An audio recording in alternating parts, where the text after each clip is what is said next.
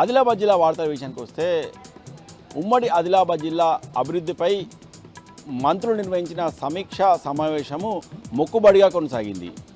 జిల్లా ఇన్ఛార్జి మంత్రిగా నియమించిన తర్వాత తొలిసారిగా జిల్లాలో పర్యటించిన మంత్రి జూపల్లి కృష్ణారావు, అలాగే కొత్తగా మంత్రి పదవి చేపట్టిన గడ్డం వివేకులు ఈరోజు ఆదిలాబాద్ జిల్లాలో పర్యటించారు. ఈ సందర్భంగా ఉమ్మడి ఆదిలాబాద్ జిల్లా అభివృద్ధిపై ప్రజాప్రతినిధులు, ఎమ్మెల్యేలు, జిల్లా కలెక్టర్లు, వివిధ శాఖల అధికారులతో ఇద్దరు మంత్రులు సమీక్షా సమావేశం నిర్వహించారు.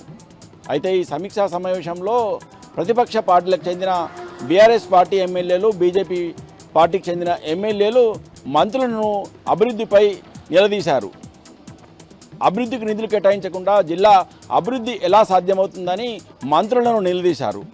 ఈ సందర్భంగా కాంగ్రెస్ ప్రభుత్వము ఏర్పడిన సమయంలో ప్రజలకిచ్చిన హామీలను నెరవేర్చడంలో పూర్తిగా కాంగ్రెస్ ప్రభుత్వం విఫలమైందని ప్రతిపక్ష పార్టీలకు చెందిన ఎమ్మెల్యేలు విమర్శించారు.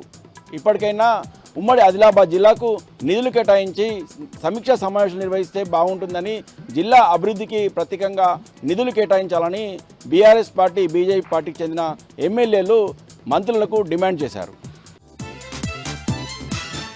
ఇక మరో వార్త విషయానికి వస్తే ఆదిలాబాద్ జిల్లా వ్యాప్తంగా నిన్న రాత్రి నుంచి కూడా ఎడతెరిపి లేకుండా కురిసిన భారీ వర్షానికి జిల్లా వ్యాప్తంగా జనజీవన్ పూర్తిగా స్తంభించింది. మరోవైపు వాగులు, వంకలు పొంగిపొర్లాయి. జైనత్ మండలం తర్నం వద్ద వాగులు పొంగిపోరడంతో ఇటు మహారాష్ట్రకు, ఇటు ఆదిలాబాద్ వెళ్లే మధ్య ఇరువైపులా వాహనాలు పూర్తిగా నిలిచిపోయి ఎక్కడికక్కడే వాహనాలు నిలిచిపోయిన పరిస్థితి ఏర్పడింది.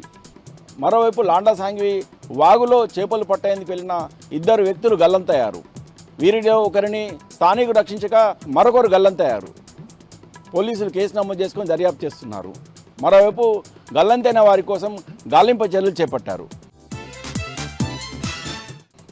ఇక మరో వార్త విషయానికి వస్తే జిల్లా వ్యాప్తంగా నిన్న నుంచి కురుస్తున్న భారీ వర్షానికి బోరజ్ మండల కేంద్రంలో పలు ఇళ్లల్లోకి వరద నీరు చేరుకుంది.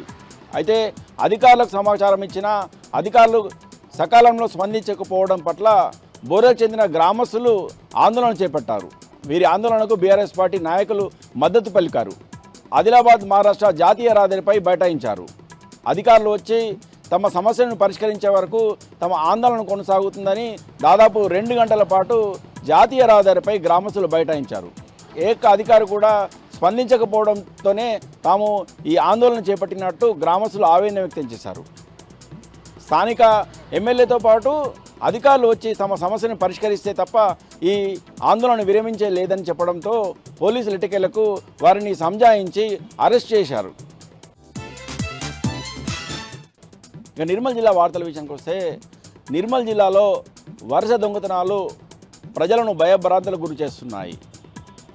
మరోవైపు వరుస దొంగతనాలు పోలీసులకు సవాల్గా మారాయి. జిల్లా కేంద్రంలోని బుధవారపేటలో నిన్న ఓ జ్యువెలరీ షాప్లో దొంగతనం చేసిన దొంగలు ఈరోజు శివాలయంలో చోరీకి యత్నించారు. శివాలయం తలుపులకు ఉన్న తాళాలను పగలగొట్టి లోపలికి ప్రవేశించిన దొంగలు ఉండిని ఎత్తుకెళ్లే ప్రయత్నం చేశారు. ఉండి తాళం పగలకపోవడంతో ఉండిని శివాలయం ఎదుటనే పడేసి పరారయ్యారు. ఉదయాన్నే దొంగతనానికి సంబంధించిన విషయాన్ని గమనించిన పూజారులు ఆలయ కమిటీకి సమాచారం అందించారు. ఆలయ కమిటీ సభ్యులు పోలీసులకు సమాచారం అందించడంతో పోలీసులు కేసు నమోదు చేసుకొని ఈ చోరీకి సంబంధించిన కేసును దర్యాప్తు చేస్తున్నారు. పట్టణంలో దొంగతనం జరగకుండా చర్యలు చేపట్టాలని ప్రజలు పోలీసులకు విజ్ఞప్తి చేస్తున్నారు.